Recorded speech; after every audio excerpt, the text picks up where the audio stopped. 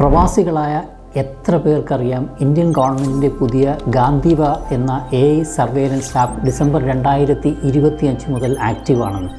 ഈ പുതിയ സംവിധാനം നിങ്ങളുടെ എല്ലാ തരത്തിലുള്ള ഐഡികളെയും ഇൻറ്റിഗ്രേറ്റ് ചെയ്തിട്ടുള്ള സിംഗിൾ പ്ലാറ്റ്ഫോമാണ്. നിങ്ങളുടെ bank account details, Aadhaar, election ID, driving licence, property details, travel history തുടങ്ങി ബയോമെട്രിക് വരെ എല്ലാ ഡീറ്റെയിൽസും ഈ ഒരു സിംഗിൾ AI ടൂളിലൂടെ ഗവൺമെൻറ്റിന് മോണിറ്റർ ചെയ്യാൻ കഴിയും.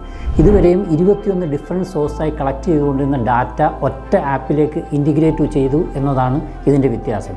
ഈ ആപ്പിൽ തന്നെ നാഷണൽ പോപ്പുലേഷൻ രജിസ്റ്ററും നാറ്റ്ഗ്രിഡ് അഥവാ ഇന്ത്യയുടെ ഇൻ്റലിജൻസ് ഡാറ്റാബേസും ഇതിൽ കണക്ട് ചെയ്തിട്ടുണ്ട് എന്നുള്ളതാണ് ഇതിൻ്റെ സവിശേഷത.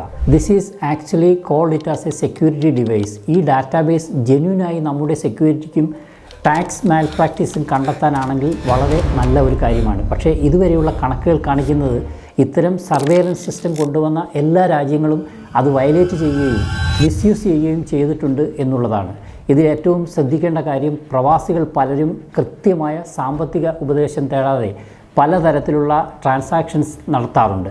അത് പലപ്പോഴും ലോയേഴ്സിൻ്റെയും ഇക്വിറ്റി ബ്രോക്കേഴ്സിൻ്റെയും ഒക്കെ പറയുന്നത് അനുസരിച്ചിട്ടാണ് ചെയ്യുക. എന്നാൽ ഇത്തരം കാര്യങ്ങളിൽ മതിയായ എക്സ്പീരിയൻസ് ഉള്ളത് ചാർട്ടേഡ് അക്കൗണ്ടൻസിനാണ്. അത്തരം പ്രൊഫഷണലുകളുടെ പ്രോപ്പർ കൺസൾട്ടേഷൻ എടുത്തതിന് ശേഷം മാത്രമേ വലിയ ഫിനാൻഷ്യൽ ട്രാൻസാക്ഷൻസ് ചെയ്യുവാൻ പാടുള്ളൂ. ഒരു കാര്യം പ്രത്യേകമായി മനസ്സിലാക്കുക, മുൻകാലങ്ങളിൽ ചെയ്തതുപോലുള്ള ഒരു ട്രാൻസാക്ഷൻസും ഇനി ചെയ്യാൻ പറ്റുന്നതല്ല. കൃത്യമായി ടാക്സ് അടയ്ക്കുക, ഷേഡി ആയിട്ടുള്ള ഒരു ഡീലും ചെയ്യാതിരിക്കുക.